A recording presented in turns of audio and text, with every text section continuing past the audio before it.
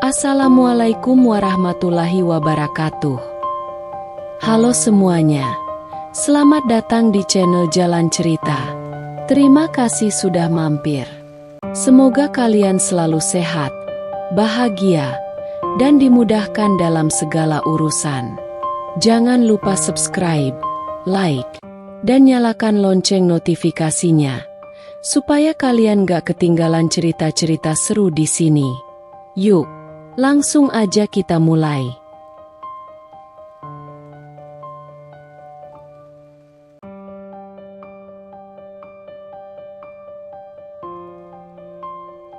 Diam-diam suamiku selingkuh saat di luar rumah. Ku buat wajah pelakor rusak karena skincare palsu. Aku berdiri di depan cermin kamar tidurku, menatap pantulan diriku sendiri. Udara malam yang dingin menerpa kulitku melalui jendela yang sedikit terbuka. Tetapi bukan itu yang membuatku menggigil. Wajah di cermin itu. Apakah itu masih wajahku? Mata yang dulu bercahaya kini tampak redup. Lelah setelah terlalu sering menangis. Lingkaran hitam menggelap di bawah kelopak mataku. Menjadi saksi bisu dari malam-malam yang kulalui dengan pikiran tak menentu. Bibirku yang dulu merah merekah kini kering dan pecah-pecah. Seperti hatiku yang perlahan retak. Aku menyentuh pipiku, merasakan betapa asingnya diriku sendiri. Kapan terakhir kali aku benar-benar tersenyum? Kapan terakhir kali aku merasa bahagia? Aku mencoba mengingat. Ya. Aku masih ingat dengan jelas bagaimana aku dan Mas Bima berdiri di hadapan penghulu. Saling bertukar janji dengan mata berbinar. Pernikahan kami adalah awal dari dongeng indah yang selalu kudambakan. Aku pernah percaya bahwa ia adalah belahan jiwaku. Seseorang yang akan selalu menggenggam tanganku dalam suka dan duka. Aku ingat bagaimana suaranya terdengar mantap saat ia mengucapkan ijab kabul. Bagaimana genggamannya erat seakan berjanji tak akan pernah melepaskanku. Aku pernah merasa begitu dicintai. Pernah. Tapi kini, semua itu terasa seperti kenangan yang begitu jauh. Mas Bima masih ada di sini. Masih berada dalam rumah yang sama denganku. Tetapi entah sejak kapan ia terasa begitu asing. Ia pulang larut malam dengan alasan pekerjaan. Sering tenggelam dalam layar ponselnya. Seakan dunia di dalam sana lebih penting daripada aku yang duduk di sisinya. Tidak ada lagi kecupan hangat di kening sebelum tidur. Tidak ada lagi pelukan tiba-tiba saat aku memasak di dapur. Tidak ada lagi obrolan panjang tentang bagaimana harinya berjalan. Ia ada, tetapi tidak benar-benar ada. Aku berusaha mengabaikan semua ini. Mencoba meyakinkan diriku sendiri bahwa aku hanya berlebihan. Bahwa mungkin ia memang benar-benar sibuk. Bahwa mungkin aku yang terlalu banyak berpikir. Tetapi semakin hari, semakin sulit bagiku untuk menutupi retakan yang mulai muncul di hatiku. Setiap kali aku mendekatinya, ia tampak menjauh. Setiap kali aku bertanya, jawabannya pendek dan datar. Setiap kali aku menatap matanya, yang kutemukan hanyalah kehampaan. Aku ingin bertanya langsung, ingin menuntut penjelasan, ingin berteriak di hadapannya dan memintanya mengatakan yang sebenarnya. Tetapi ada ketakutan yang menahanku. Aku takut mendengar sesuatu yang tidak ingin ku dengar. Aku takut jika aku mengungkapkan segalanya, maka semua akan berakhir. Aku takut bahwa jika aku benar-benar bertanya, aku harus siap menerima jawabannya. Dan mungkin, jawabannya adalah sesuatu yang akan menghancurkanku sepenuhnya. Aku tidak bisa terus seperti ini. Aku tidak bisa terus membiarkan diriku larut dalam ketidakpastian. Ada sesuatu yang berubah dalam pernikahan kami, dan aku harus mengetahuinya. Aku harus mencari tahu. Meskipun itu berarti aku harus menghadapi kenyataan pahit yang selama ini berusaha kuingkari. Aku menutup mataku sejenak, membiarkan pikiranku melayang ke masa lalu, ke saat-saat di mana aku merasa begitu dicintai, begitu berharga. Aku ingin mengingat seperti apa rasanya dicintai oleh Mas Bima, pria yang dulu memandangku seolah aku adalah satu-satunya wanita di dunia ini. Pernikahan kami bukan hanya ikatan di atas kertas. Itu adalah mimpi yang menjadi kenyataan. Sebuah kisah yang kuyakini akan berlangsung selamanya. Aku masih ingat hari pernikahan kami dengan begitu jelas. Seakan baru kemarin terjadi. Gaun putih panjang yang kupakai terasa begitu indah. Seperti kisah dongeng yang akhirnya menjadi nyata. Mas Bima berdiri di hadapanku dengan senyum menawan. Mengenakan jas hitam yang membuatnya terlihat lebih tampan dari biasanya. Di mata pria itu, aku melihat cinta, janji, dan harapan. Ia menggenggam tanganku erat, seolah tak akan pernah melepaskannya. Dan ketika ia mengucapkan ijab kabul dengan suara yang mantap, aku tahu, saat itu juga, hidupku akan selalu terikat dengannya. Setelah pesta pernikahan yang meriah, aku dan Mas Bima memulai hidup baru sebagai suami istri. Hari-hari pertama pernikahan kami dipenuhi dengan tawa dan kebahagiaan. Aku ingat bagaimana setiap pagi ia mencium keningku sebelum berangkat kerja, membisikkan janji bahwa ia akan segera pulang dan membawa kejutan kecil untukku. Aku ingat bagaimana ia selalu pulang dengan senyum di wajahnya, memelukku erat seakan tak ingin berpisah lagi. Kami menghabiskan malam-malam dengan berbincang hingga larut, tertawa tentang hal-hal kecil, berbagi mimpi dan harapan. Saat itu, aku merasa seperti wanita paling bahagia di dunia. Kami selalu melakukan segalanya bersama. Pergi berbelanja kebutuhan rumah tangga menjadi sesuatu yang menyenangkan karena Mas Bima selalu menemukan cara untuk membuatku tertawa. Ia sering pura-pura menjadi koki handal saat memilih bahan makanan, dengan gaya bicara khasnya yang penuh percaya diri. Kita butuh tomat yang paling segar, karena istriku hanya pantas mendapatkan yang terbaik, katanya sambil mengangkat sebuah tomat merah di tangannya, membuatku tertawa geli. Malam-malam kami pun terasa seperti petualangan kecil. Terkadang, kami duduk di balkon rumah sambil menikmati secangkir teh, berbicara tentang kehidupan, tentang impian yang ingin kami capai bersama. Kami berencana untuk membeli rumah yang lebih besar suatu hari nanti, untuk memiliki anak yang akan mengisi rumah dengan suara tawa. Kami membuat daftar tempat yang ingin kami kunjungi, mulai dari pantai tropis yang jauh hingga kota-kota kecil yang penuh dengan sejarah. Aku percaya padanya. Aku percaya pada janji-janji yang ia ucapkan. Aku percaya bahwa selama kami bersama, tidak ada yang bisa menghancurkan kami. Namun, seiring waktu, sesuatu mulai berubah. Perlahan tapi pasti, semua momen kecil yang dulu begitu berarti mulai menghilang. Mas Bima yang dulu selalu bersemangat pulang ke rumah, kini sering datang terlambat. Ciuman di kening setiap pagi berubah menjadi anggukan singkat. Obrolan malam yang dulu hangat kini berganti dengan keheningan yang menyiksa. Aku tidak tahu kapan tepatnya perubahan ini dimulai, tapi aku merasakannya. Seperti bunga yang perlahan layu, seperti lilin yang cahayanya meredup sedikit demi sedikit. Tanpa aku sadari pernikahan kami mulai kehilangan sinarnya. Aku mencoba mengabaikannya. Aku meyakinkan diriku sendiri bahwa ini hanyalah fase, bahwa setiap pernikahan pasti mengalami pasang surut.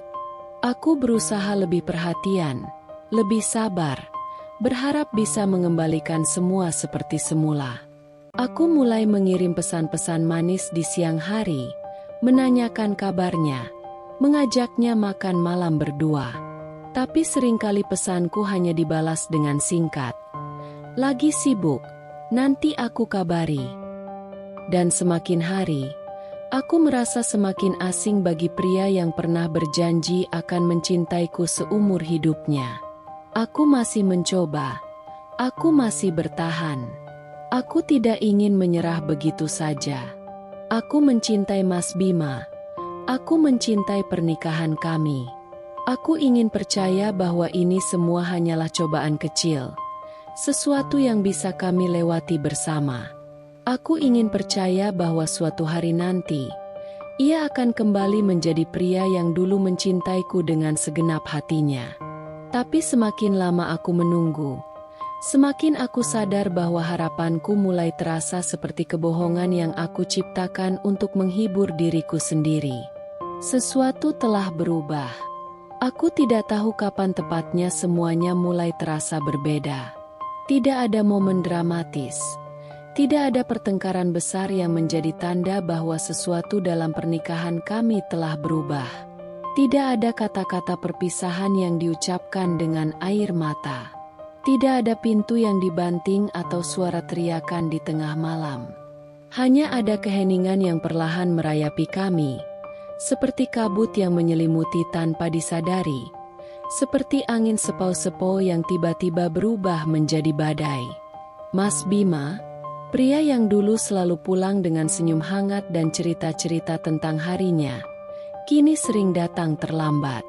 Aku awalnya mencoba memahami, meyakinkan diriku bahwa pekerjaannya memang semakin sibuk. Tapi semakin sering ia pulang larut malam, semakin aku merasakan ada sesuatu yang tidak biasa. Awalnya hanya 1 atau 2 kali seminggu, tetapi lama-kelamaan hampir setiap hari. Ketika aku bertanya, jawabannya selalu sama. Banyak kerjaan di kantor. Aku ingin percaya. Aku ingin menjadi istri yang pengertian, yang tidak menuduh sembarangan, yang tidak berpikiran buruk tanpa alasan yang jelas. Tapi ada sesuatu dalam sikapnya yang berbeda. Aku bisa merasakannya, sebuah perubahan kecil yang semakin lama semakin jelas. Caranya berbicara padaku lebih singkat, seperti seseorang yang sedang terburu-buru atau tidak ingin menghabiskan waktu terlalu lama untuk mengobrol denganku. Caranya menatapku terasa kosong, seperti melihat sesuatu tanpa benar-benar melihat. Malam-malam kami yang dulu penuh dengan kehangatan kini terasa dingin. Aku pernah mencoba menunggu Mas Bima pulang, memasak makan malam kesukaannya, berharap bisa mengobrol dengannya seperti dulu. Tapi ketika akhirnya ia tiba di rumah, wajahnya tidak menunjukkan kebahagiaan atau rasa syukur. Ia hanya melirik makanan di meja dan berkata, "Aku sudah makan di luar." Aku tidak mengatakan apa-apa waktu itu. Aku hanya tersenyum kecil dan mengangguk, tetapi di dalam hatiku, aku merasa seolah dunia sedang runtuh perlahan. Aku merasa seperti seseorang yang berusaha berenang melawan arus deras. Semakin aku berusaha, semakin aku terseret ke dalam ketidakpastian. Satu hal yang paling menyakitkan adalah bagaimana ia mulai lebih sering tenggelam dalam ponselnya. Setiap kali aku mencoba mengajaknya berbicara, ia hanya menjawab dengan anggukan atau gumaman singkat. Matanya tetap terpaku pada layar. Jika aku duduk di dekatnya, ia dengan halus memiringkan tubuhnya, seolah tidak ingin aku melihat apa yang ada di ponselnya. Aku berpura-pura tidak memperhatikan, berpura-pura tidak peduli, tetapi dalam hatiku, aku tahu ada sesuatu yang disembunyikannya dariku. Aku mencoba membuang pikiran-pikiran buruk itu. Aku mencoba menyibukkan diri dengan berbagai cara, membaca buku, menonton drama, menghabiskan lebih banyak waktu dengan teman-teman. Tapi tidak peduli seberapa keras aku berusaha, pikiranku selalu kembali pada Mas Bima dan jarak yang semakin melebar di antara kami. Sampai pada suatu malam, sesuatu terjadi. Aku terbangun karena suara getaran ponsel di meja samping tempat tidur. Mataku masih berat, tetapi aku bisa melihat bahwa itu ponsel Mas Bima yang menyala. Aku melirik ke arahnya. Ia masih tertidur lelap, punggungnya menghadapku. Aku tidak berniat untuk menyentuh ponselnya, tetapi ketika aku melihat sebuah pesan masuk di layar, Hatiku langsung mencelos. Aku kangen. Kapan kita bisa ketemu lagi? Tanganku gemetar. Aku menelan ludah, mencoba meyakinkan diriku bahwa ini mungkin hanya teman, mungkin hanya urusan pekerjaan, mungkin hanya sebuah kesalahpahaman. Tapi bagaimana aku bisa menipu diriku sendiri? Pesan itu terlalu jelas. Tidak ada rekan kerja yang mengirim pesan seperti itu di tengah malam. Aku duduk diam, memandangi ponsel itu seakan benda itu adalah bom yang siap meledak kapan saja. Aku bisa saja mengambilnya, membuka pesan-pesan lain, mencari tahu lebih jauh. Tapi aku takut. Aku takut menemukan sesuatu yang lebih menyakitkan dari yang sudah aku duga. Aku takut jika aku membuka pesan itu, aku tidak akan bisa kembali ke keadaan sebelumnya. Ke keadaan di mana aku masih bisa berpura-pura bahwa pernikahan kami baik-baik saja. Jadi aku hanya duduk di sana, membiarkan rasa sakit itu meresap perlahan ke dalam hatiku, membiarkan air mata menggenang di sudut mataku. Aku menarik napas dalam-dalam, menutup mata, dan berharap ini semua hanyalah mimpi buruk. Tapi ketika aku membuka mata kembali, kenyataan tetap ada di sana, menatapku lurus-lurus tanpa belas kasihan. Aku tidak tahu harus berbuat apa. Aku tidak tahu harus memulai dari mana. Yang aku tahu hanyalah satu hal. Pernikahan yang dulu kusayangi perlahan mulai hancur, dan aku hanya bisa menyaksikannya tanpa daya. Sejak malam itu, sejak aku melihat pesan yang masuk ke ponsel Mas Bima, pikiranku tak pernah benar-benar tenang. Ada sesuatu yang menggerogoti hatiku, perasaan yang semakin hari semakin menyesakkan. Aku ingin percaya bahwa itu hanya kesalahpahaman, bahwa mungkin aku terlalu berpikir berlebihan. Tapi aku bukan perempuan bodoh. Aku tahu bagaimana naluri seorang istri bekerja, dan naluriku mengatakan bahwa ada sesuatu yang disembunyikan oleh suamiku. Hari-hari berlalu dengan lambat, penuh dengan ketegangan yang tak bisa kuabaikan. Aku mulai memperhatikan Mas Bima lebih cermat. Caranya berbicara, caranya menatapku, atau lebih tepatnya, caranya menghindari menatapku. Dulu, matanya selalu penuh dengan kelembutan setiap kali ia menatapku. Kini, yang kulihat hanyalah kehampaan. Seolah-olah aku adalah sosok yang tidak lagi penting baginya. Aku mulai menyadari kebiasaan-kebiasaan baru yang tak pernah ada sebelumnya. Ia semakin sering membawa ponselnya kemanapun, bahkan saat ke kamar mandi. Sebelumnya, ia sering meninggalkan ponselnya tergeletak di meja, tak terlalu peduli jika aku melihatnya atau tidak.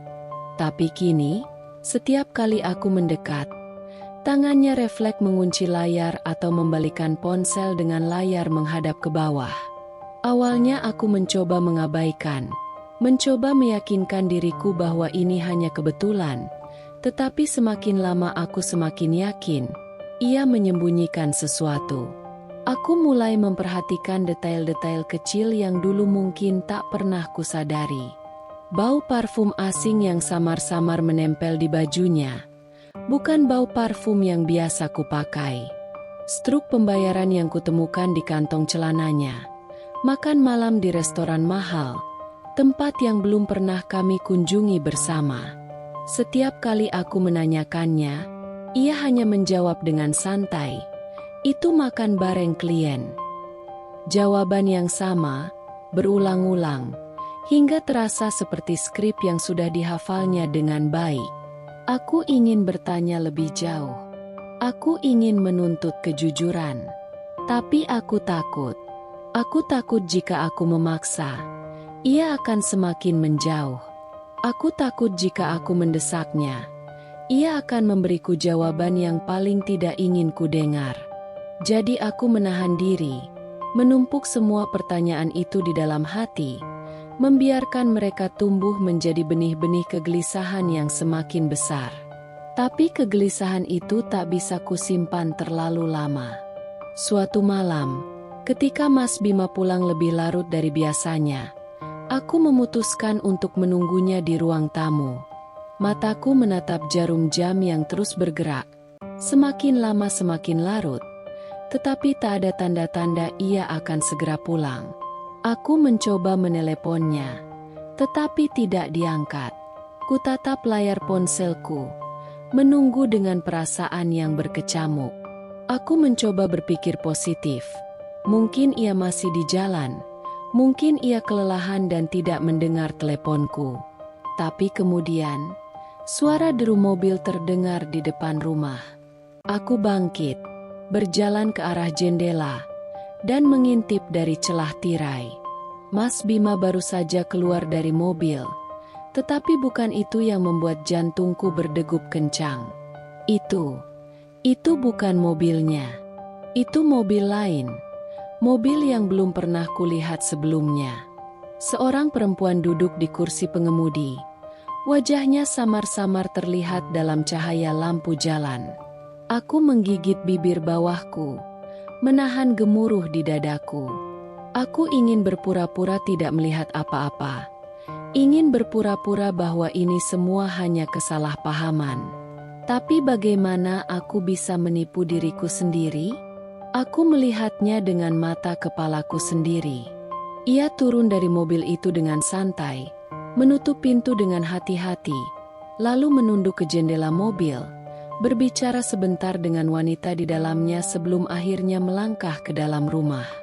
Aku segera berlari kembali ke sofa, berpura-pura baru saja duduk santai ketika pintu terbuka. Mas Bima masuk, menatapku sekilas, lalu melemparkan tasnya ke meja. "Kok belum tidur?" tanyanya. Suaranya terdengar datar, seolah ia tidak merasa bersalah atas sesuatu. Aku menelan ludah, mencoba menjaga ekspresi wajahku tetap tenang. "Nunggu kamu," jawabku singkat. Ia hanya mengangguk, lalu berjalan menuju kamar tanpa berkata apa-apa lagi. Tak ada permintaan maaf karena pulang terlambat. Tak ada penjelasan.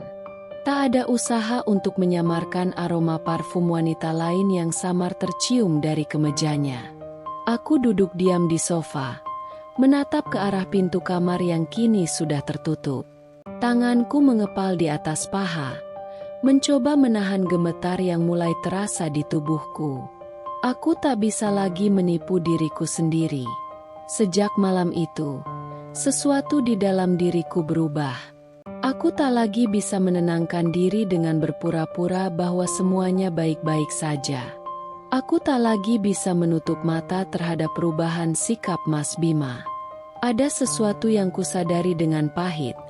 Aku bukan lagi istri yang dicintainya seperti dulu. Aku tak tahu sejak kapan perasaan ini mulai pudar dari hatinya. Hari-hariku berjalan dengan semakin menyakitkan. Pada suatu sore, ketika Mas Bima mandi dan meninggalkan ponselnya di meja kerja, aku tahu aku seharusnya tidak melakukan ini lagi. Aku tahu bahwa bukti pada malam itu seharusnya sudah cukup membuatku menderita. Tapi aku juga tidak bisa menahan diriku untuk memastikannya kembali apakah perempuan itu masih menghubungi Mas Bima.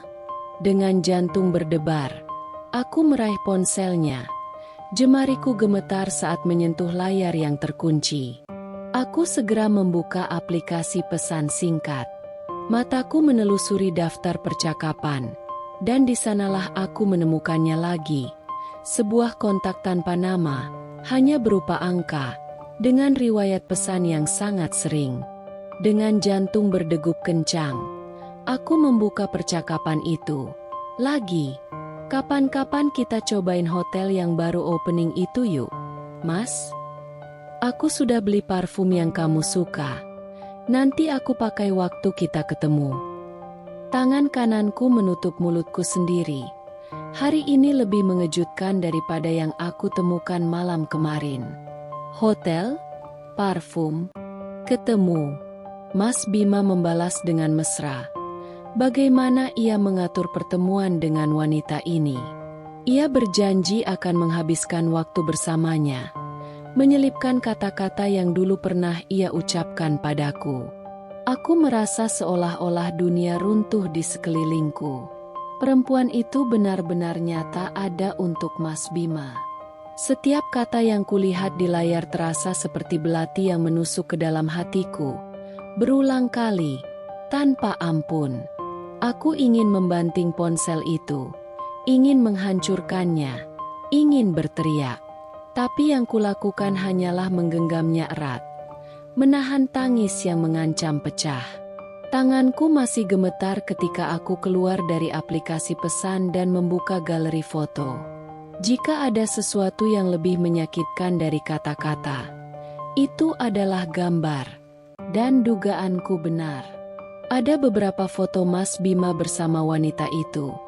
Seorang perempuan dengan wajah cantik dan senyum percaya diri. Mereka duduk berdampingan di sebuah kafe. Mas Bima tersenyum seperti yang dulu ia lakukan padaku. Ada juga foto mereka di dalam mobil, dengan sudut pengambilan yang jelas menunjukkan keintiman di antara mereka. Aku menarik napas dalam-dalam, mencoba menenangkan diriku.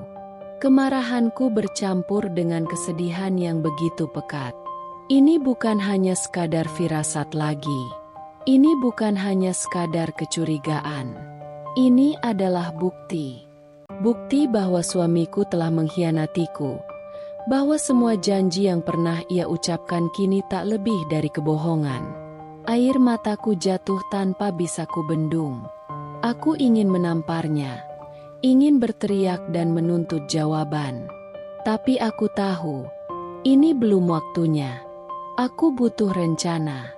Aku butuh kekuatan untuk menghadapi ini tanpa hancur berkeping-keping di hadapannya. Dengan tangan yang masih gemetar, aku mengembalikan ponsel ke tempat semula, memastikan tak ada jejak yang kutinggalkan. Kemudian aku berjalan ke kamar mandi, membasuh wajahku dengan air dingin, berharap bisa menenangkan diriku sendiri. Aku menatap bayanganku di cermin. Mata yang sembab dan wajah yang tampak lebih letih dari sebelumnya. Ini bukan aku yang dulu. Aku yang dulu adalah perempuan yang percaya diri, yang penuh harapan. Tapi perempuan di cermin ini, ia adalah seseorang yang telah dikhianati, seseorang yang kehilangan arah. Aku mengepalkan tangan, mencoba menahan amarah yang mendidih di dalam diriku. Jika Mas Bima berpikir aku akan diam saja, ia salah besar. Aku akan menghadapi ini. Aku akan mencari cara untuk membalas semua rasa sakit yang ia berikan padaku. Dan yang pasti, aku tidak akan membiarkan diriku dihancurkan oleh pengkhianatan ini. Aku akan berdiri, dan aku akan memastikan bahwa ia menyesali perbuatannya. Aku tidak ingat berapa lama aku berdiri di depan cermin malam itu. Mungkin beberapa menit, mungkin berjam-jam. Waktu seolah berhenti di sekelilingku, sementara pikiranku berputar tanpa arah. Aku masih bisa merasakan denyut sakit di dadaku, seolah-olah hatiku benar-benar terkoyak oleh kenyataan yang baru saja kutemukan. Kenyataan bahwa suamiku telah mengkhianatiku. Aku menggigit bibir bawahku, mencoba menahan isakan yang terus ingin keluar. Tapi semakin aku berusaha menahannya, semakin keras perasaan itu menyeruak, membanjiri dadaku dengan perih yang tak terkatakan. Ini bukan sekadar luka kecil yang bisa sembuh dengan waktu. Ini adalah luka yang akan terus terbuka, yang setiap saat bisa berdarah kembali hanya dengan mengingat apa yang telah kulihat di ponsel Mas Bima. Malam itu, aku tidak bisa tidur. Aku berbaring di sisi ranjang yang terasa begitu dingin dan kosong, sementara Mas Bima tidur dengan nyenyak di sebelahku, seolah tak ada yang terjadi. Aku menatap punggungnya dalam kegelapan. Pikiranku dipenuhi dengan ribuan pertanyaan yang tak bisa kutanyakan langsung. Bagaimana mungkin ia tidur dengan begitu tenang setelah melakukan hal ini padaku? Bagaimana mungkin ia bisa mencintai orang lain sementara aku masih ada di sisinya? Sejak kapan semua ini dimulai? Dan kenapa? Aku membalikkan tubuh, memandang langit-langit kamar yang terasa lebih menekan daripada sebelumnya. Dadaku terasa sesak. Pikiranku penuh dengan ingatan tentang pernikahan kami, tentang bagaimana dulu aku begitu yakin bahwa kami akan selalu bersama. Tapi sekarang yang tersisa hanyalah sisa-sisa kepercayaan yang perlahan hancur. Aku mencoba memejamkan mata, berharap bisa terlelap walau hanya sebentar. Tapi setiap kali aku menutup mata, wajah perempuan itu muncul di pikiranku. Senyumnya, tatapan matanya yang penuh percaya diri saat bersama Mas Bima. Aku membayangkan mereka tertawa bersama, berbagi cerita yang seharusnya hanya menjadi milikku.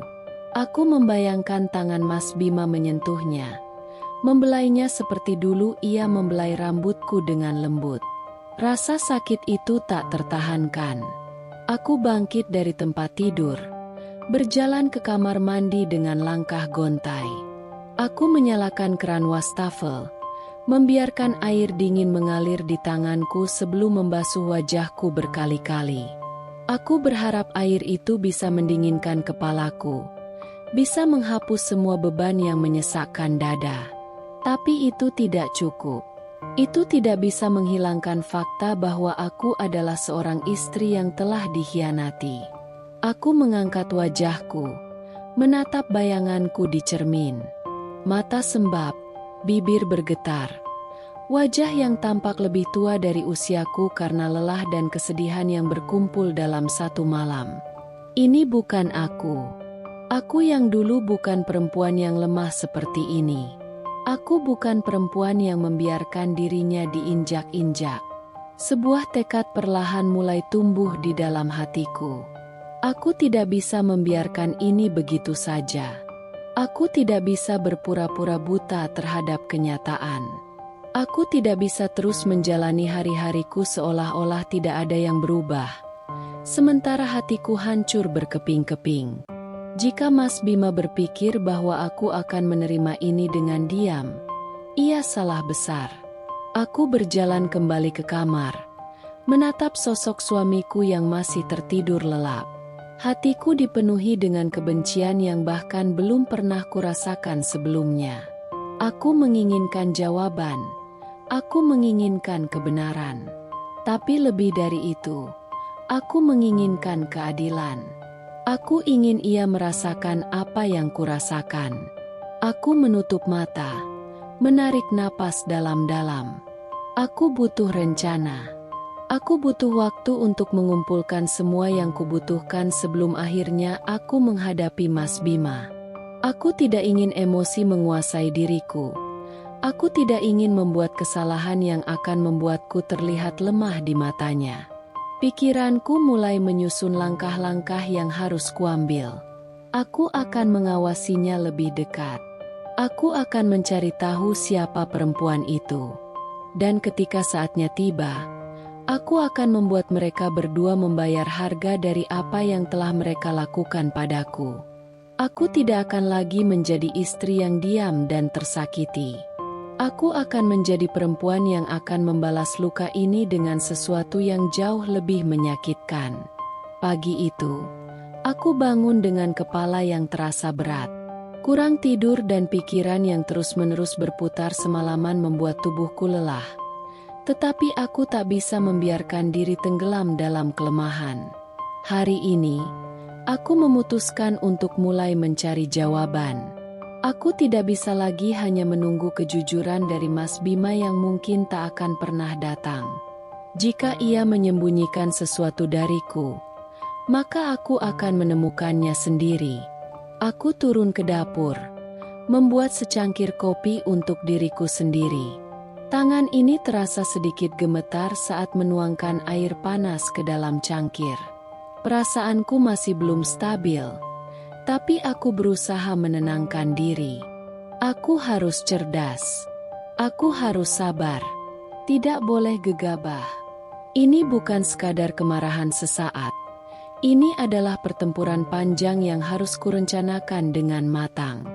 Mas Bima keluar dari kamar dengan wajah yang seperti biasanya, seolah-olah ia tidak memiliki beban apapun.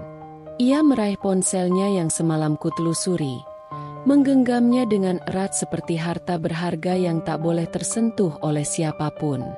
Aku memperhatikannya dari balik cangkir kopiku, mencoba membaca ekspresi wajahnya. Tidak ada tanda-tanda rasa bersalah di sana.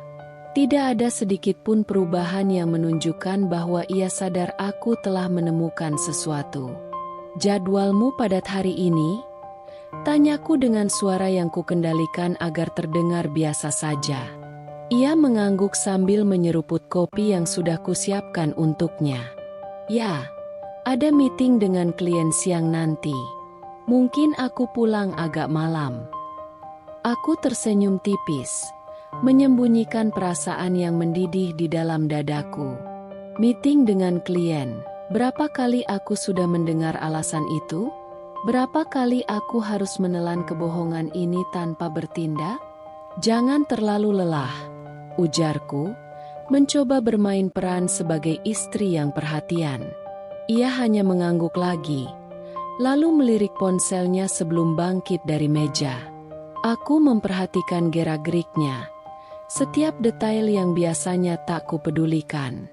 Cara ia mengetik cepat di layar, cara ia sesekali tersenyum kecil saat membaca sesuatu di ponselnya. Aku tahu itu bukan sekadar urusan pekerjaan. Saat ia pergi ke kamar mandi, aku melihatnya meninggalkan ponselnya di meja. Ini kesempatan langka. Aku tidak bisa membuka ponselnya lagi tanpa sidik jarinya, tetapi aku bisa mencatat nomor yang tadi kulihat di percakapan mereka. Dengan cepat, aku meraih ponselku sendiri dan mengetik angka-angka yang kulihat. Aku menyimpannya dengan nama sementara, "Si Penghancur." Aku menarik napas panjang sebelum mengembalikan ponselnya ke tempat semula. Rasanya seperti baru saja mencuri sesuatu yang sangat berharga. Dan meskipun aku tahu ini bukan tindakan yang sepenuhnya benar, aku tidak peduli. Aku hanya ingin tahu kebenaran. Ketika Mas Bima akhirnya pergi bekerja, aku langsung mengambil ponselku dan mulai mencari jejak siapa perempuan ini. Aku memasukkan nomornya ke dalam mesin pencari, berharap menemukan sesuatu. Akun media sosial, informasi pribadi, apapun yang bisa membantuku. Dan aku menemukannya. Namanya Asti. Aku menatap layar dengan jantung berdegup kencang. Perempuan itu memang benar-benar ada, bukan sekadar sosok misterius di balik pesan-pesan yang kutemukan. Aku membuka akun Instagramnya dan melihat wajah yang selama ini hanya bisa kubayangkan dalam kepalaku. Ia memang cantik. Kulitnya bersih, tubuhnya ramping, senyumnya menawan. Tak heran Mas Bima tergoda. Tapi yang membuatku semakin muak adalah betapa ia tak berusaha menyembunyikan hubungannya dengan suamiku. Ada beberapa foto yang mengisyaratkan sesuatu, meskipun tidak secara langsung menyebut nama Mas Bima. Foto makan malam di restoran yang sama dengan struk yang kutemukan di kantong suamiku. Foto parfum mewah yang mungkin adalah hadiah darinya. Dan, yang paling membuatku ingin membanting ponsel, adalah sebuah foto dengan caption berbunyi, "Kadang, yang terbaik datang ketika kita tidak mengharapkannya." Dan komentar seseorang di bawahnya berbunyi, "Milik orang lain bukan yang terbaik, sayang." Aku menggertakkan gigi, menahan amarah yang membara di dadaku. Jadi begini cara mereka bermain? Begini cara mereka merayakan perselingkuhan mereka? Dengan penuh percaya diri, tanpa sedikit pun rasa bersalah, aku menutup mata, mencoba menenangkan diri. Tidak, aku tidak akan membiarkan emosi menguasai diriku. Aku harus tetap tenang. Aku harus berpikir dengan jernih. Aku ingin mereka membayar harga atas apa yang telah mereka lakukan, tetapi aku harus melakukannya dengan cara yang cerdas. Aku kembali melihat akun media sosial Asti, menelusuri setiap postingannya, mencari tahu tentang kehidupannya. Dari foto-fotonya, aku bisa menebak bahwa ia sangat peduli dengan penampilannya. Kulitnya yang terlihat sempurna, postingan tentang produk perawatan mahal yang ia gunakan, pujian dari orang-orang di kolom komentarnya. Ia adalah tipe perempuan yang hidup dengan kepercayaan diri tinggi karena penampilannya. Dan disitulah aku menemukan titik lemahnya. Jika ia begitu mencintai kecantikannya, maka aku akan mengambil itu darinya. Aku akan membuatnya merasakan bagaimana rasanya kehilangan sesuatu yang paling ia banggakan. Jika Mas Bima memilihnya karena wajah cantiknya, maka aku akan memastikan bahwa kecantikan itu perlahan menghilang. Rencana itu mulai terbentuk di kepalaku.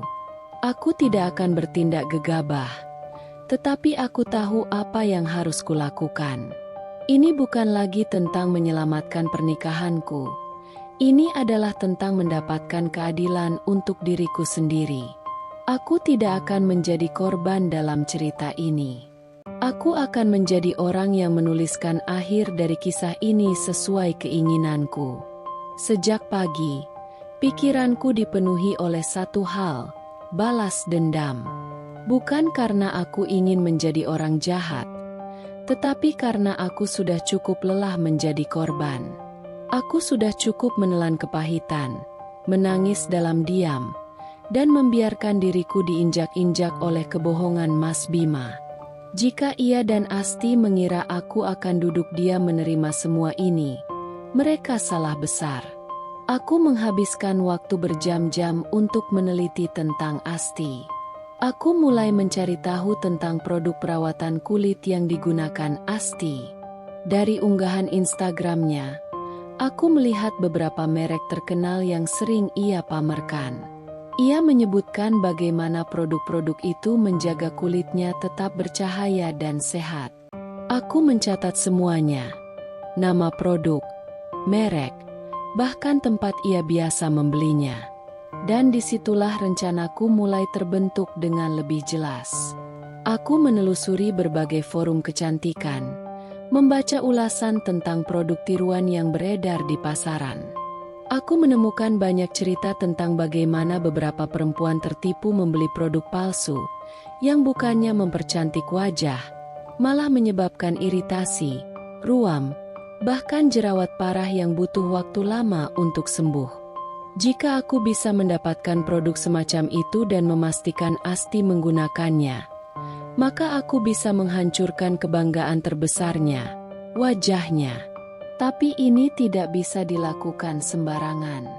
Aku harus memastikan semuanya berjalan dengan sempurna. Aku harus memastikan Asti benar-benar percaya bahwa produk yang ia gunakan adalah asli. Aku mulai mencari penjual di berbagai platform, menghubungi beberapa dari mereka dengan hati-hati. Aku bertanya tentang produk yang mirip dengan yang biasa digunakan Asti, tetapi dengan bahan-bahan yang bisa memberikan efek samping dalam jangka waktu tertentu.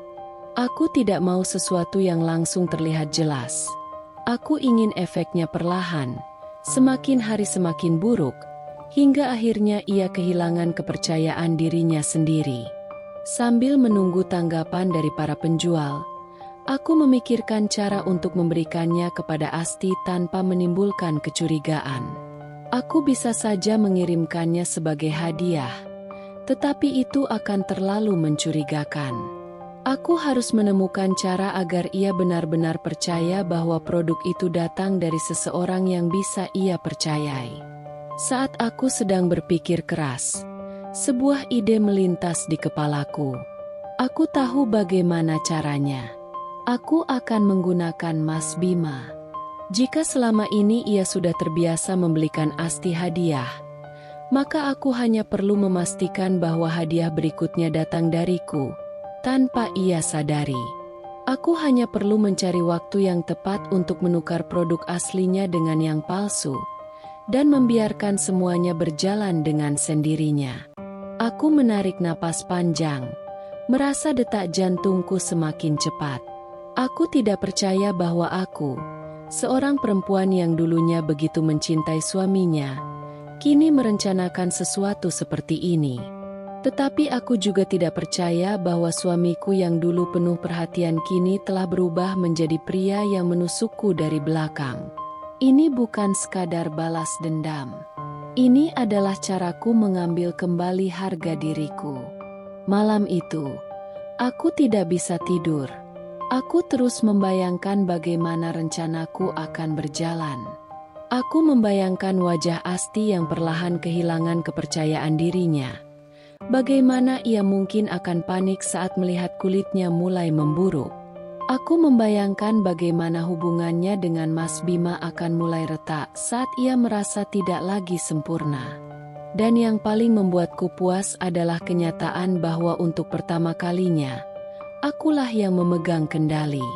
Aku berbaring di ranjang sambil menatap langit-langit, tersenyum tipis. Mungkin ini adalah awal dari akhir. Tapi kali ini, aku akan memastikan bahwa akulah yang menulis akhirnya. Pagi ini, udara terasa lebih dingin dari biasanya. Atau mungkin hanya perasaanku saja. Aku duduk di meja makan, menatap secangkir kopi yang mengepulkan uap di depanku. Tapi pikiranku jauh melayang, tenggelam dalam rencana yang telah kususun semalaman. Aku merasa seperti orang yang sama sekali berbeda dari Dinda yang dulu. Dinda yang selalu sabar, selalu memaafkan, selalu menaruh harapan pada janji-janji manis. Tidak lagi. Hari ini, aku akan mulai melancarkan aksiku. Aku melirik ke arah Mas Bima yang duduk di seberang meja, sibuk dengan ponselnya. Aku tahu betul kepada siapa ia mengirim pesan itu. Asti. Mataku memperhatikan setiap detail kecil. Cara ia tersenyum kecil pada layar, cara jari-jarinya mengetik cepat. Lalu sesekali ia menyeruput kopi tanpa benar-benar memperhatikanku. Aku bisa merasakan bagaimana kehadiranku di sini sudah menjadi latar belakang yang tak lagi penting baginya. Aku menggenggam cangkirku erat. Aku ingin menumpahkan kopi panas itu ke wajahnya. Ingin melihatnya merasakan sedikit saja rasa sakit yang kurasakan. Tapi aku tahu, itu bukan cara yang benar. Aku butuh sesuatu yang lebih efektif. Sesuatu yang akan membuatnya kehilangan kendali tanpa menyadarinya. Aku menarik napas, berusaha menjaga nada suaraku tetap lembut.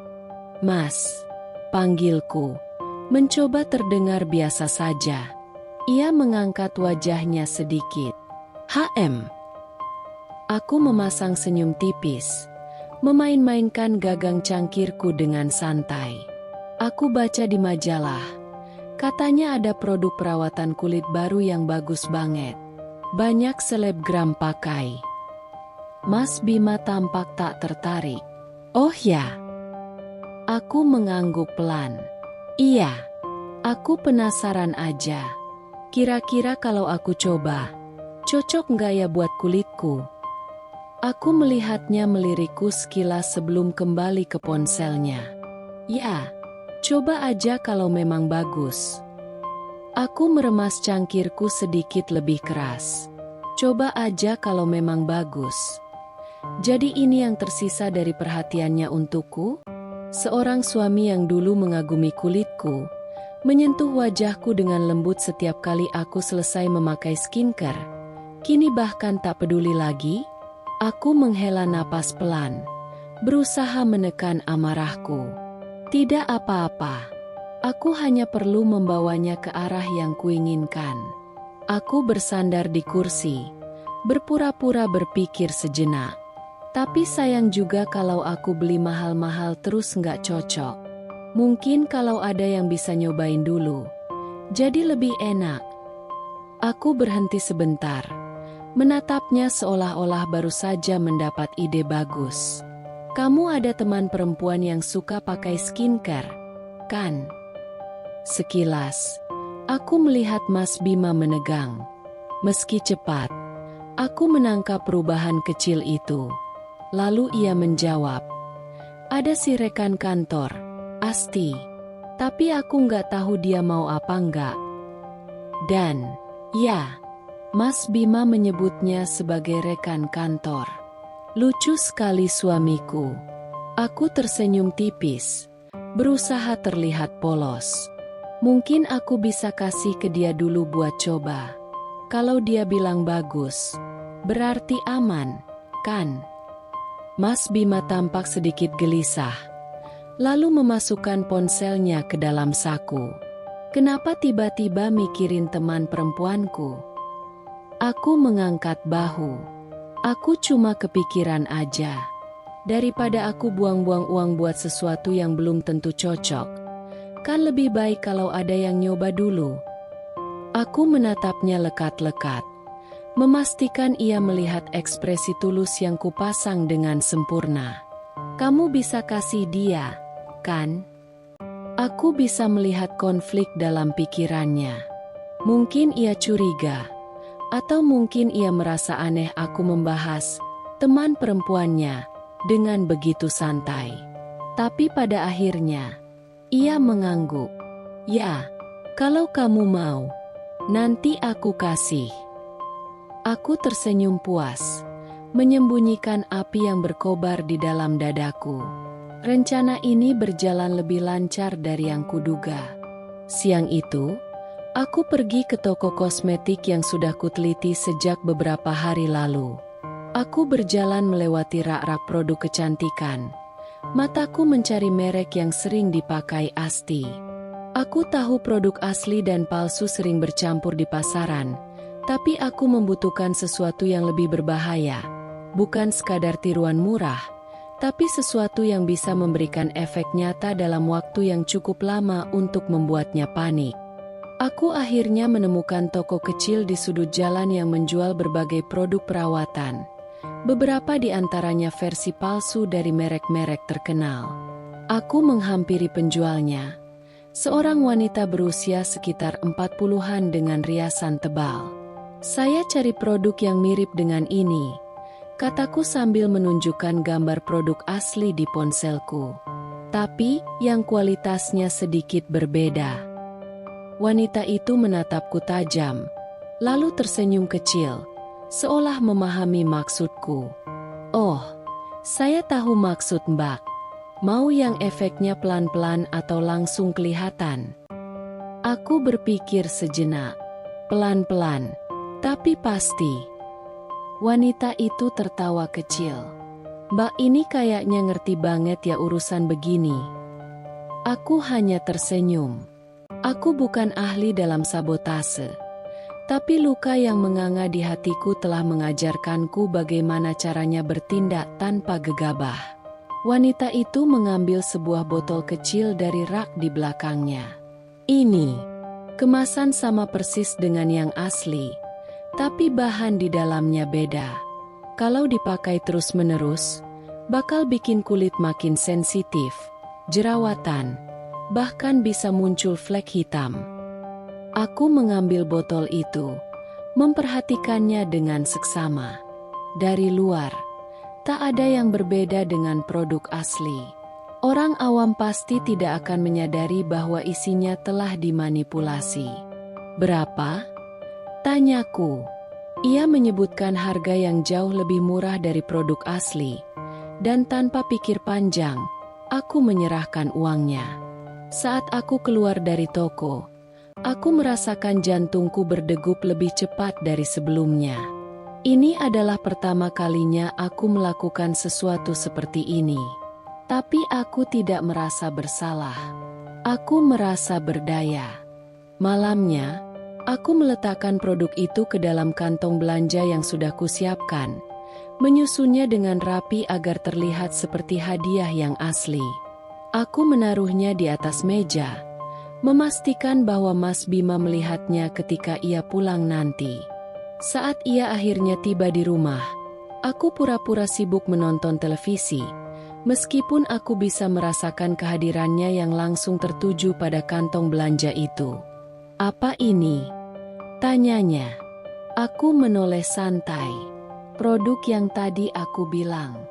Kasih aja ke temanmu. Siapa tadi? Asti. Aku bisa melihat kebingungan di matanya, tetapi ia tidak berkata apa-apa. Setelah beberapa saat, ia mengambil kantong itu dan membawanya ke kamar. Aku menatap punggungnya yang menghilang di balik pintu. Senyum tipis terukir di wajahku. Pagi itu, aku terbangun dengan perasaan yang aneh. Bukan ketakutan, bukan kecemasan, tetapi sebuah antisipasi yang mendebarkan. Seolah ada benih kecil dalam diriku yang tumbuh, menyebarkan getaran hangat ke seluruh tubuhku. Aku bangkit dari tempat tidur dan menatap diriku di cermin. Mata yang dulu tampak redup dan penuh kesedihan kini menyala dengan bara api yang tak pernah kulihat sebelumnya. Ini adalah hari pertama dari babak baru dalam hidupku. Hari di mana aku berhenti menjadi korban dan mulai mengambil kendali atas nasibku sendiri. Aku berjalan keluar kamar dan menemukan Mas Bima tengah bersiap untuk pergi. Ia mengenakan kemeja favoritnya, menyesap kopi yang kusediakan di meja. Biasanya, aku akan merasa sakit hati melihatnya bersiap meninggalkan rumah tanpa benar-benar menghabiskan waktu bersamaku. Tapi hari ini berbeda. Aku tahu kemana ia akan pergi, dan untuk pertama kalinya, aku menantikan hasil dari perjalanannya. Kantong belanja yang berisi produk perawatan kulit tiruan itu sudah tidak ada di tempatnya semalam. Itu berarti satu hal. Ia sudah membawanya untuk diberikan kepada Asti. Aku menatapnya sejenak, bertanya-tanya apakah ia sadar bahwa ia baru saja menjadi pion dalam permainanku. Tapi melihat wajahnya yang biasa saja, aku yakin ia tak mencurigai apapun. Aku ada meeting siang ini, mungkin pulang agak malam, katanya sambil mengambil kunci mobil dari atas meja. Aku hanya mengangguk. Pura-pura tak peduli. Hati-hati di jalan. Ia menatapku sebentar. Mungkin terkejut dengan reaksiku yang begitu datar. Biasanya, aku akan bertanya lebih lanjut, mencoba mencari tahu di mana dan dengan siapa ia akan menghabiskan waktunya.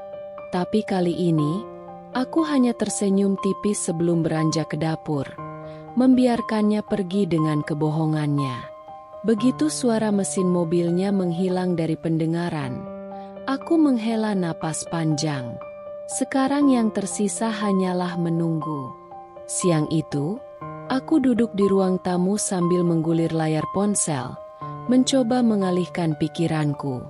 Tapi meskipun aku membaca berbagai berita dan melihat unggahan teman-temanku di media sosial, pikiranku tetap kembali ke satu hal. Produk yang kini mungkin sudah sampai di tangan Asti. Aku membayangkan bagaimana ia menerimanya dari Mas Bima. Mungkin dengan senyum bahagia di wajahnya. Aku membayangkan bagaimana ia membuka kemasannya.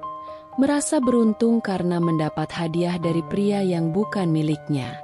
Dan aku membayangkan bagaimana ia akan mulai menggunakannya. Mengoleskannya ke wajahnya setiap pagi dan malam. Tanpa tahu bahwa ia baru saja menandatangani tiket menuju kehancurannya sendiri. Senyum kecil terbit di bibirku. Aku tidak pernah merasa sekuat ini sebelumnya. Lalu, ponselku bergetar. Sebuah pesan masuk dari nomor yang sudah tersimpan di kontakku. Si penghancur. Rupanya ia dengan berani mengirimiku pesan terlebih dahulu. Dinda. Aku hanya ingin memberitahumu. Aku tidak akan meminta maaf, karena aku tidak menyesali pilihanku. Aku hanya ingin mengatakan bahwa aku harap kamu bisa menerima kenyataan kalau Mas Bima mencintaiku. Dia bahagia bersamaku. Jangan buang waktumu untuk menyesali sesuatu yang sudah berakhir. Bersiaplah untuk mengakhiri semuanya. Aku menatap layar ponselku. Jantungku berdegup lebih cepat. Tidak menyesali pilihannya? Bahagia bersama Mas Bima? Wanita ini benar-benar tidak tahu diri. Aku menarik napas panjang, menahan diri agar tidak langsung membalas pesan itu dengan sumpah serapah. Tidak. Aku tidak akan memberinya kepuasan untuk melihatku marah. Malam itu, aku tidur dengan nyenyak untuk pertama kalinya dalam beberapa bulan terakhir. Tidak ada lagi kecemasan yang menghantui pikiranku. Tidak ada lagi air mata yang menetes diam-diam di bantal. Aku merasa damai, karena aku tahu bahwa besok, dunia Asti akan mulai berubah. Dan aku akan ada di sini, menikmati setiap detiknya. Pagi ini, aku bangun lebih awal dari biasanya. Ada kegembiraan yang aneh mengalir dalam darahku, seperti adrenalin yang menunggu dilepaskan. Aku berjalan ke depan cermin dan menatap pantulan diriku sendiri. Wajahku tampak lebih segar, lebih hidup, seolah-olah beban yang selama ini menindih dadaku perlahan mulai terangkat. Aku melangkah keluar kamar dengan santai, menuju dapur untuk membuat secangkir kopi. Tapi di tengah langkahku, aku mendengar suara pintu depan terbuka. Aku menoleh dan melihat Mas Bima masuk dengan wajah lelah. Matanya tampak sayu, seperti kurang tidur. Aku mengangkat alis, pura-pura tak peduli, meskipun dalam hati, aku bertanya-tanya apa yang telah terjadi. "Kamu baru pulang?" tanyaku dengan nada ringan, seolah-olah aku sekadar menanyakan cuaca. Ia menghela napas, melepas kemejanya dan meletakkannya sembarangan di sofa. "Iya, semalam ada kerjaan tambahan di kantor," jawabnya, tanpa menatapku. Aku tersenyum tipis. "Kerjaan tambahan di kantor? Lelucon macam apa ini?" Aku tahu persis di mana ia semalam. Mungkin di apartemen Asti, mungkin menghabiskan waktu dengannya sampai larut malam. Tapi sesuatu dalam raut wajahnya membuatku curiga bahwa malam itu tidak berjalan seperti yang ia harapkan. Aku menyesap kopi perlahan, memperhatikan setiap gerakan tubuhnya. Ia terlihat gelisah, seolah ada sesuatu yang mengganggu pikirannya. "Kenapa?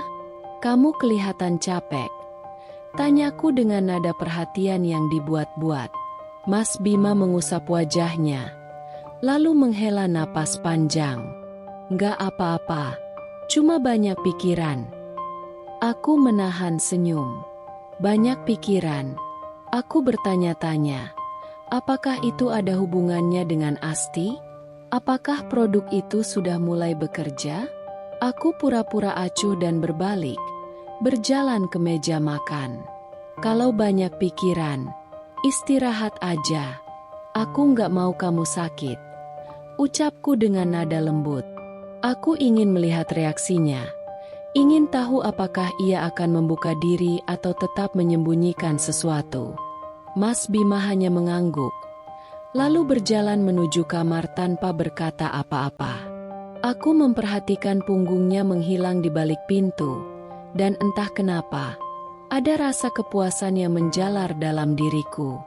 Siang itu, aku duduk di ruang tamu sambil bermain dengan ponselku, menunggu sesuatu yang aku yakin akan segera datang. Benar saja, beberapa menit kemudian, sebuah pesan masuk dari si penghancur. "Dinda, apa yang kamu lakukan? Mas Bima bilang skincare ini darimu untuk coba-coba." Aku menatap layar ponselku, menahan tawa. Asti akhirnya merasakan efeknya. Aku membiarkan pesan itu selama beberapa menit, membiarkannya merasakan ketidakpastian dan kecemasan sebelum akhirnya aku membalasnya dengan santai. "Loh, ini Asti? Rekan Antor Mas Bima? Jadi kalian ada hubungan spesial?" Aku pura-pura baru mengetahui bahwa Asti adalah selingkuhan Mas Bima. Tidak butuh waktu lama sebelum balasan darinya muncul. "Jangan pura-pura bodoh. Aku tahu kamu pasti sudah mengetahuinya dan kamu melakukan sesuatu." Kulitku mulai iritasi. Aku nggak pernah punya masalah kulit sebelumnya. Tapi sekarang wajahku mulai merah dan muncul ruam kecil. "Ini semua karena produk yang kamu kasih, kan?" Aku tersenyum kecil, membayangkan kepanikan yang mungkin sekarang menguasai pikirannya. Wanita seperti Asti, yang begitu terobsesi dengan penampilannya, pasti akan sangat terpukul jika sesuatu terjadi pada wajahnya. Dan sekarang, itu sedang terjadi. Aku mengetik balasan dengan santai. Asti, aku hanya memberimu skincare untuk dicoba. Aku kira itu produk yang bagus, jadi sekalian hitung-hitung aku memberi hadiah ke rekan kantor, kata Mas Bima. Kalau produk itu membuat kulitmu iritasi, mungkin kamu memang tidak cocok. Kenapa kamu langsung menuduh aku melakukan yang tidak-tidak? Aku bisa membayangkan betapa frustrasinya dia membaca pesanku. Aku menunggu beberapa saat, dan benar saja, balasan berikutnya datang dengan cepat. Jangan bermain-main denganku, Dinda. Aku tahu kamu sengaja melakukan ini. Kamu pikir kamu bisa membuatku menjauh dari Mas Bima dengan cara seperti ini? Kamu salah besar. Aku menggelengkan kepala, masih tersenyum. Asti masih mencoba mempertahankan harga dirinya. Meskipun aku yakin dalam hati, ia mulai ketakutan.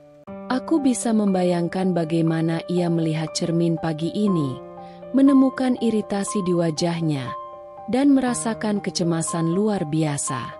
Aku memutuskan untuk tidak membalasnya. Biarkan dia tenggelam dalam ketakutannya sendiri. Sore itu, Mas Bima kembali ke rumah lebih awal dari biasanya. Aku duduk di ruang tamu ketika ia masuk, dan kali ini, ekspresinya jauh lebih kacau dibandingkan pagi tadi. Aku menoleh ke arahnya dengan alis terangkat. "Kamu kenapa?" tanyaku dengan nada datar. Ia tidak langsung menjawab, hanya duduk di sofa dengan wajah serius. Tangannya meremas rambutnya dengan frustasi sebelum akhirnya ia menatapku. "Asti." Suaranya terdengar berat. Asti mengalami masalah kulit. Wajahnya iritasi. Dan dia bilang itu gara-gara produk yang kamu kasih. Aku berpura-pura terkejut. "Apa? Serius?" Ia mengangguk. Matanya masih penuh dengan kebingungan. Dia bilang produk itu nggak asli. Atau mungkin ada sesuatu di dalamnya yang membuat kulitnya rusak. Aku memasang ekspresi bersalah. "Tapi aku beli itu di toko kecantikan, Mas. Aku nggak mungkin sengaja kasih sesuatu yang berbahaya ke dia." Mas Bima menatapku lama, seolah mencoba mencari tanda-tanda kebohongan di wajahku. Tapi aku sudah terlatih dalam memainkan ekspresi ini, ekspresi istri yang tak bersalah, yang hanya ingin berbagi sesuatu tapi berakhir dengan kesalahpahaman. Aku menghela napas, menatapnya dengan penuh kepedulian. "Aku cuma mau bersikap baik, Mas. Lagian kamu kenapa sih sebegitu khawatirnya dengan Asti? Apa benar yang dikatakan Asti kalau kalian ada hubungan spesial?" Terlihat ada raut keterkejutan mendengar aku mengungkapkan perselingkuhannya dengan santai. "Dinda, aku minta maaf kalau telah mengecewakanmu. Aku akui kalau aku salah. Aku minta maaf, Dinda. Tapi aku juga tidak bisa memilih.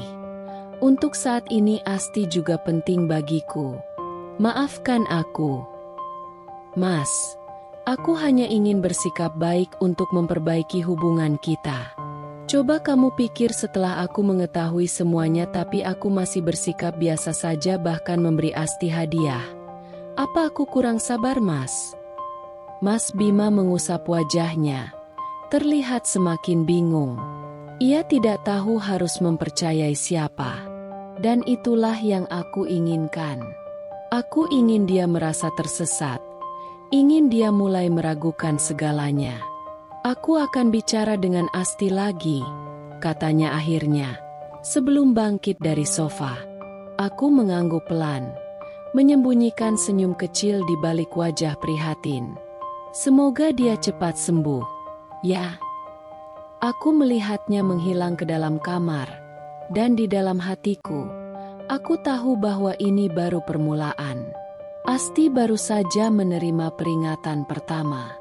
Dan aku tidak sabar melihat kejatuhannya yang berikutnya. Aku duduk di depan meja rias, menatap wajahku di cermin dengan penuh kepuasan. Tidak ada lagi kesedihan yang mengendap di mata ini. Tidak ada lagi jejak keputusasaan yang selama ini menyelimuti hatiku. Sebaliknya, ada sesuatu yang lain di sana, kekuatan. Sejak mengetahui bahwa produk perawatan kulit itu mulai memberikan efeknya, aku merasa lebih berdaya dari sebelumnya. Bayangan tentang Asti yang kini berjuang dengan kulitnya yang rusak membuatku tersenyum kecil. Wanita itu mungkin mengira dirinya tak tersentuh, bahwa ia bisa mengambil suamiku tanpa konsekuensi. Tapi sekarang, ia mulai merasakan bagaimana rasanya kehilangan sesuatu yang berharga.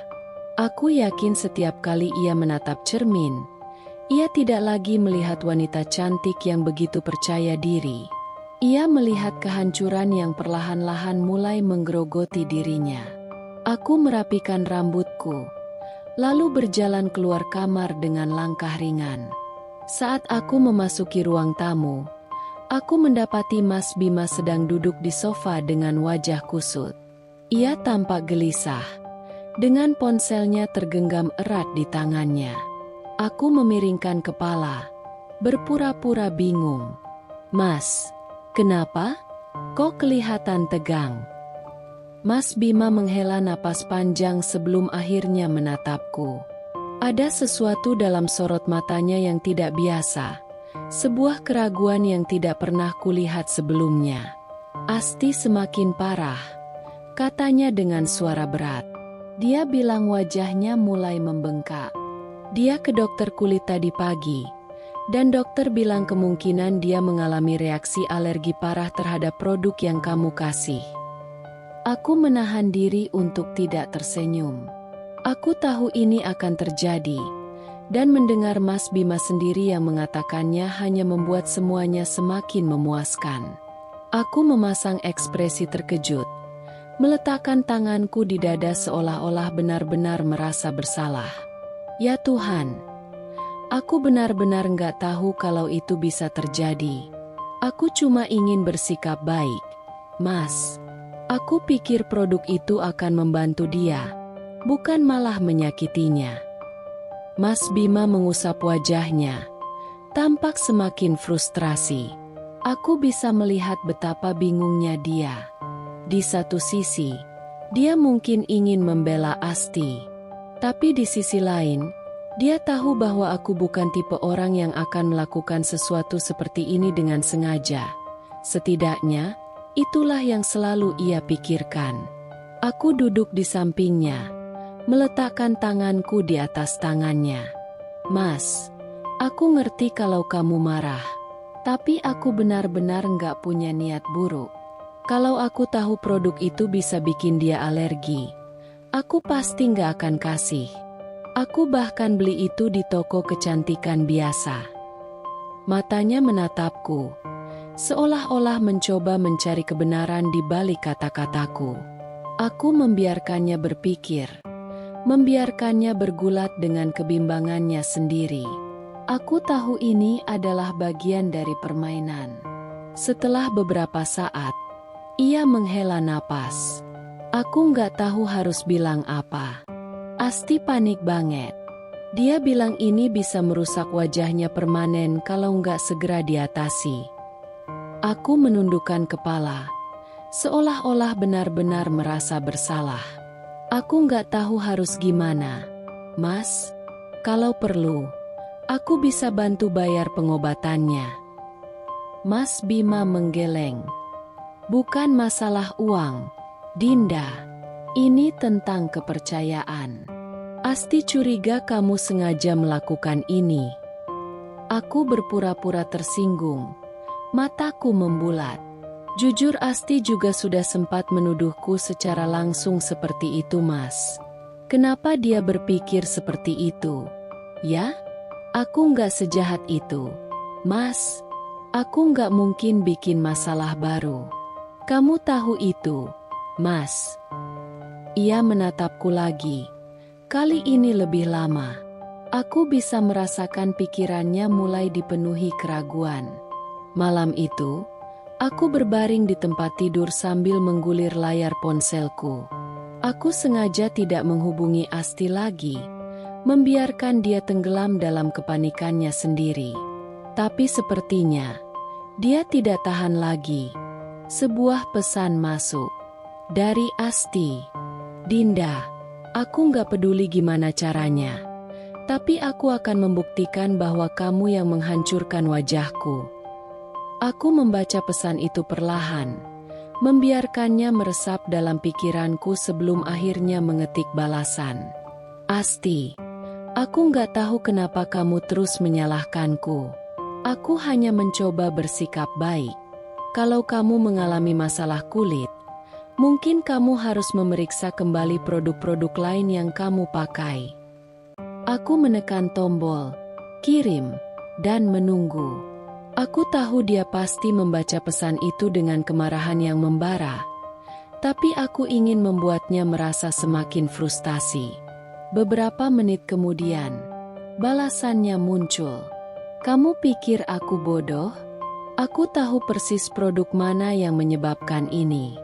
Dan aku akan memastikan Mas Bima percaya padaku. Aku mendengus pelan. Silakan, Asti. Coba saja. Aku menaruh ponsel di sampingku dan memejamkan mata. Aku bisa membayangkan Asti, duduk di apartemennya, menatap cermin dengan wajah yang penuh dengan iritasi dan kemerahan. Aku bisa membayangkan bagaimana kepanikannya semakin meningkat setiap detik yang berlalu. Bagaimana ia mulai merasakan ketakutan yang selama ini tidak pernah ia rasakan. Ia mungkin telah mengambil suamiku, tapi sekarang, ia mulai kehilangan sesuatu yang jauh lebih penting, harga dirinya. Dan aku akan memastikan bahwa ini baru permulaan. Keesokan paginya, aku mendapati Mas Bima duduk di ruang makan dengan ekspresi yang lebih suram dari sebelumnya. Ia menatap ponselnya dengan serius, lalu mengangkat kepalanya saat melihatku masuk. Asti mengancam akan melaporkan ini, katanya dengan nada berat. Aku mengernyit. Lapor ke siapa? Ke pihak berwenang.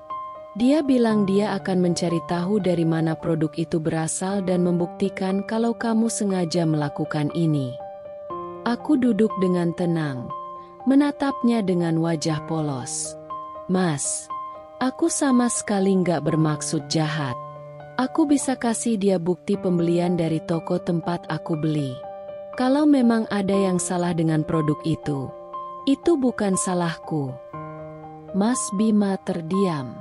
Aku tahu dia ingin percaya padaku, tapi di saat yang sama, Asti mungkin terus-menerus mempengaruhinya. Aku bisa melihat ketegangan di wajahnya, pertempuran batin yang terus terjadi di dalam dirinya. Tapi aku tidak khawatir, karena aku tahu, semakin besar keraguan yang ada dalam dirinya, semakin besar pula jarak yang akan terbentuk antara dia dan Asti. Aku hanya perlu menunggu dan menikmati setiap detiknya. Beberapa hari kemudian, situasi semakin memburuk. Aku bisa melihat perubahan drastis dalam ekspresi Mas Bima setiap kali ia menerima pesan atau panggilan dari Asti. Jika sebelumnya ia selalu tersenyum kecil saat membaca pesan dari wanita itu, kini ekspresinya dipenuhi ketegangan dan kejengkelan. Pagi ini, aku sengaja diam-diam mengamati saat ia menerima telepon dari Asti. Aku tidak bisa mendengar isi percakapannya secara keseluruhan, tapi nada suaranya sudah cukup untuk memberiku gambaran. Asti, aku sudah bilang, aku nggak yakin Dinda melakukan ini. Ya, aku tahu. Aku ngerti kamu marah. Tapi jangan langsung menyalahkan dia tanpa bukti. Asti, bisa nggak kita bicara nanti saja? Aku hampir ingin tertawa.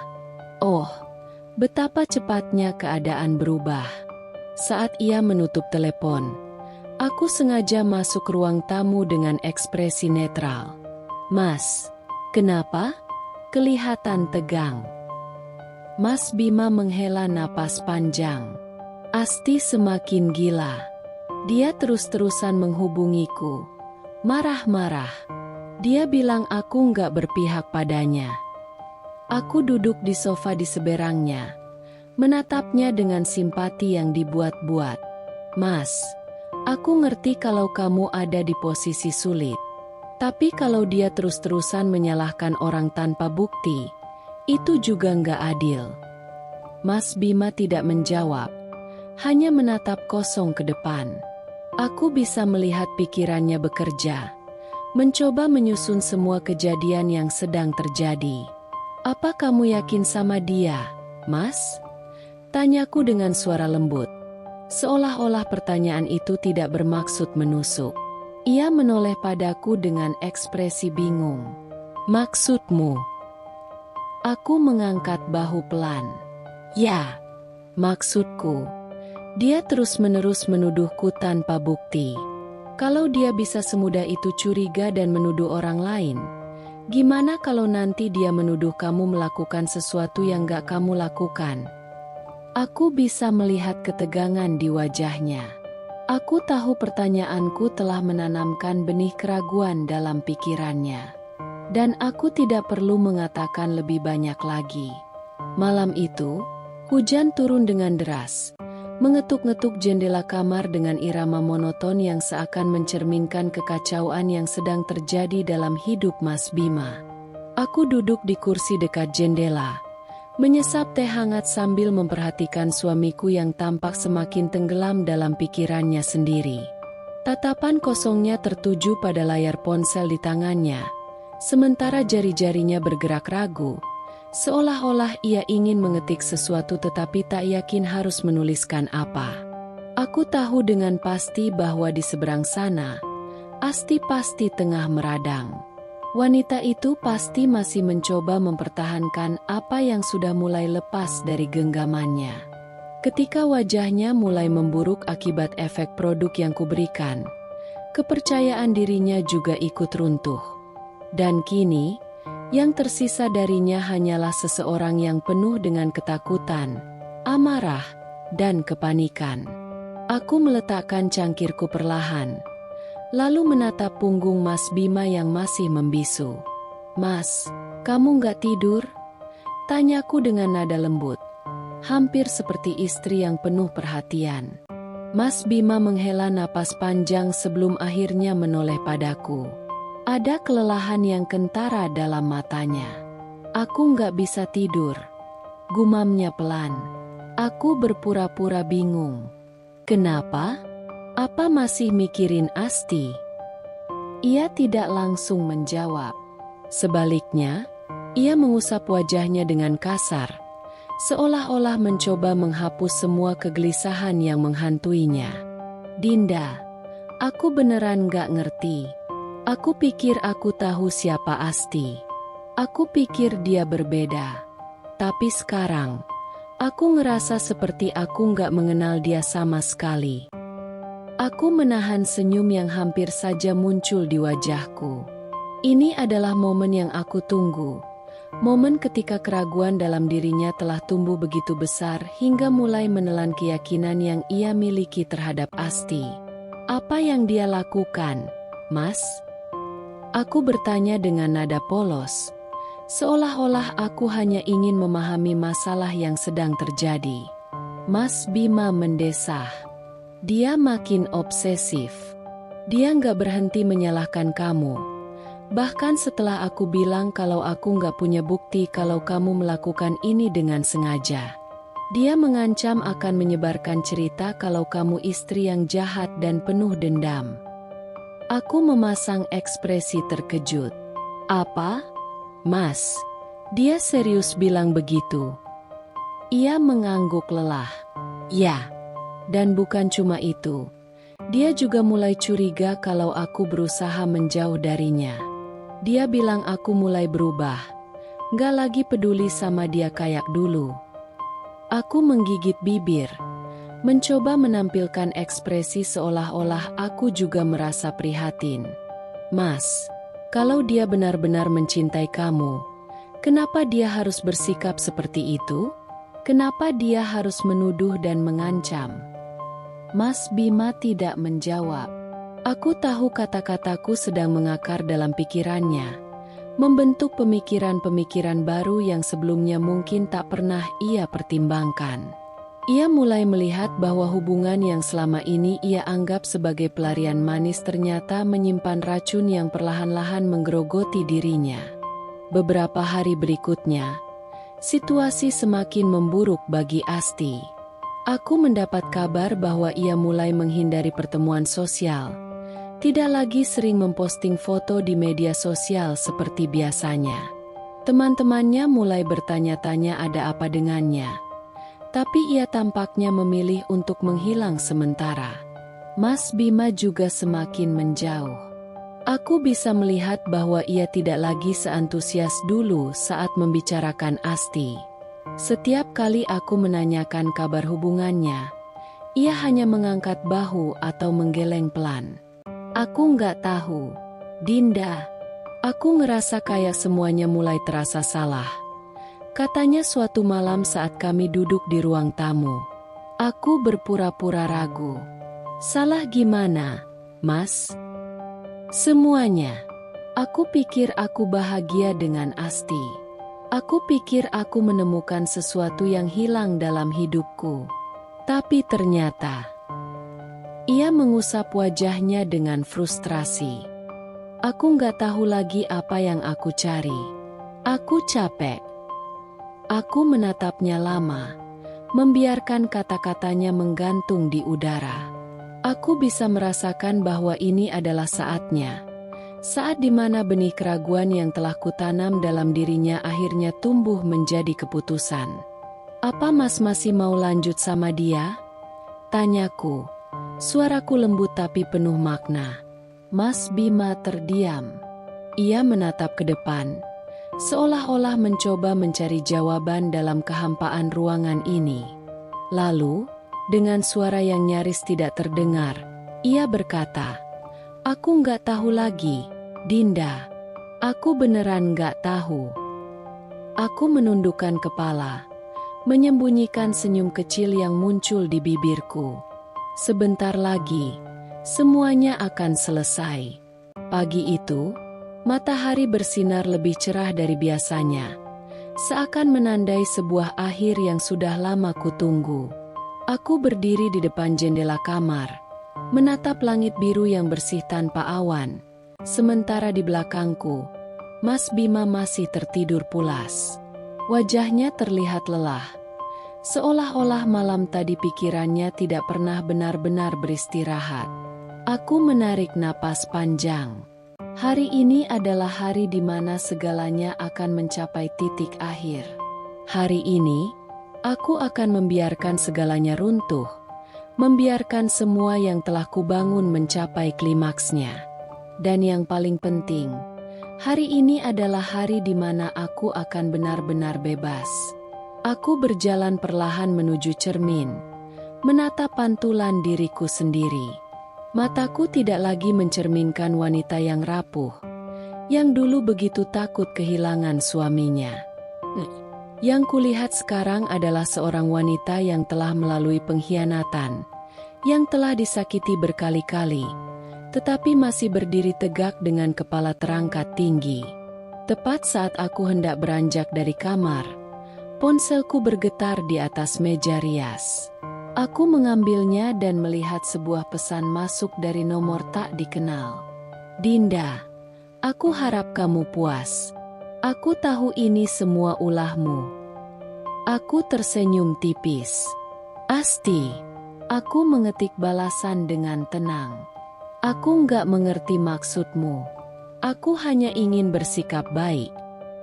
Beberapa detik kemudian, pesan balasan datang dengan cepat. "Jangan pura-pura polos, Dinda. Wajahku hancur, dan aku tahu kamu ada hubungannya dengan ini. Aku sudah melakukan pemeriksaan ke klinik, Dan dokter bilang ada bahan berbahaya dalam produk itu. Aku akan mencari tahu, dan kalau aku menemukan bukti, aku akan pastikan kamu membayarnya. Aku menghela napas panjang, membiarkan jemariku melayang di atas keyboard sebelum akhirnya membalas dengan satu kalimat sederhana. Semoga kamu segera menemukan jalan keluarnya. Aku meletakkan ponsel kembali ke meja dan menatap pantulan diriku di cermin sekali lagi. Asti sudah kalah. Dia mungkin bisa mencoba melawan, tetapi pada akhirnya, ia hanyalah wanita yang terlalu sibuk dengan kecantikannya sendiri untuk menyadari bahwa ia telah melangkah ke dalam perangkap yang lebih besar. Aku berbalik dan melihat Mas Bima yang mulai menggeliat di tempat tidur. Ia membuka matanya perlahan, lalu mengerjap-ngerjap sebelum akhirnya menatapku dengan ekspresi yang sulit dibaca. "Dinda." Suaranya terdengar serak. Aku menoleh padanya dengan senyum kecil. "Mas sudah bangun?" Ia tidak langsung menjawab. Ia hanya duduk di tepian tempat tidur, menunduk, lalu mengusap wajahnya dengan lelah. Aku bisa merasakan bahwa ini adalah hari di mana ia akan mengatakan sesuatu yang penting. Sesuatu yang sudah lama kutunggu. "Aku udah mikirin semuanya," akhirnya ia berkata. Suaranya nyaris seperti bisikan. Aku menunggu, membiarkan keheningan menjadi tekanan yang membuatnya semakin gelisah. "Aku nggak bisa lanjut seperti ini," lanjutnya. "Asti, aku nggak tahu kenapa, tapi aku nggak bisa melihat masa depan sama dia. Aku merasa semuanya salah. Aku ingin memperbaiki semuanya." Aku mengangkat alis sedikit. "Maksud Mas?" Ia menatapku dalam-dalam. "Aku mau kita coba lagi. Aku mau memperbaiki semuanya. Dinda, aku tahu aku salah. Aku tahu aku sudah menyakitimu. Tapi aku ingin kita kembali seperti dulu." Aku tersenyum kecil, tetapi di dalam hatiku, aku sudah tahu apa jawabanku. Sore itu, aku menyiapkan meja makan seperti biasa. Mas Bima duduk di ruang tamu, menatap layar ponselnya dengan ekspresi kosong.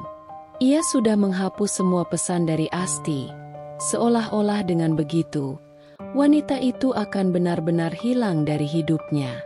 Aku meletakkan 2 piring di atas meja dengan gerakan pelan. Lalu, tanpa suara, aku mengeluarkan sebuah amplop dari dalam laci dan meletakkannya di tempat Mas Bima biasa duduk. Aku tahu ia akan menemukannya begitu ia datang untuk makan malam. Ketika ia akhirnya duduk, tangannya terhenti di atas amplop itu. Ia mengernyit, lalu mengangkatnya dengan ragu-ragu. "Apa ini?" tanyanya. Suaranya dipenuhi kebingungan. Aku menatapnya dengan tenang. "Buka saja." Dengan gerakan pelan, ia merobek sisi amplop dan menarik keluar isinya. Sebuah dokumen dengan judul yang langsung membuat matanya membesar. "Gugatan cerai." "Dinda." Suaranya bergetar. Aku tersenyum lembut. "Aku sudah membuat keputusan, Mas." Ia menatapku dengan ekspresi terkejut yang bercampur dengan rasa takut. "Tapi, kenapa? Aku pikir kita bisa memperbaikinya." Aku menggeleng pelan. "Mas, kita sudah terlalu jauh melangkah. Aku bukan lagi wanita yang sama seperti dulu. Aku bukan lagi Dinda yang bisa menutup mata terhadap semua yang terjadi. Aku sudah belajar banyak dari semua ini, dan aku tahu satu hal yang pasti, aku berhak mendapatkan lebih dari sekadar permintaan maaf." Ia terdiam. Aku bisa melihat bagaimana pikirannya berusaha mencari cara untuk membujukku. Tetapi aku tahu tidak ada kata-kata yang bisa mengubah keputusanku kali ini. "Aku nggak membencimu, Mas," lanjutku dengan tenang. "Aku hanya tidak ingin terus terjebak dalam hubungan yang sudah tidak bisa diselamatkan." Mas Bima menundukkan kepalanya. Bahunya terlihat lunglai. Aku bisa merasakan keputusasaan dalam dirinya. Tetapi kali ini, aku tidak lagi peduli. Aku bangkit dari kursiku, meraih tas yang sudah kusiapkan sebelumnya. Aku akan tinggal di tempat lain untuk sementara waktu sampai semua ini selesai. Ia menatapku dengan mata yang berkaca-kaca. Jadi, ini benar-benar sudah berakhir. Aku tersenyum kecil. Sudah berakhir sejak lama, Mas. Aku hanya menunggu waktu yang tepat untuk pergi. Dan dengan itu, aku melangkah keluar dari rumah yang selama ini menjadi saksi bisu pernikahan kami. Aku tidak menoleh ke belakang, tidak ingin melihat ekspresi Mas Bima yang mungkin penuh penyesalan. Karena ini bukan lagi tentang dia. Ini tentang aku, tentang kebebasanku. Saat aku melangkah keluar dari gerbang, angin malam berhembus pelan, membelai wajahku dengan lembut. Aku menarik napas dalam-dalam, merasakan sesuatu yang belum pernah kurasakan selama ini. Lega. Aku tidak tahu apa yang akan terjadi di masa depan. Tapi satu hal yang pasti, aku tidak akan lagi menjadi korban dalam kisah hidupku sendiri. Aku adalah penulisnya. Dan kali ini, aku akan menulis cerita yang berbeda. Cerita yang benar-benar milikku.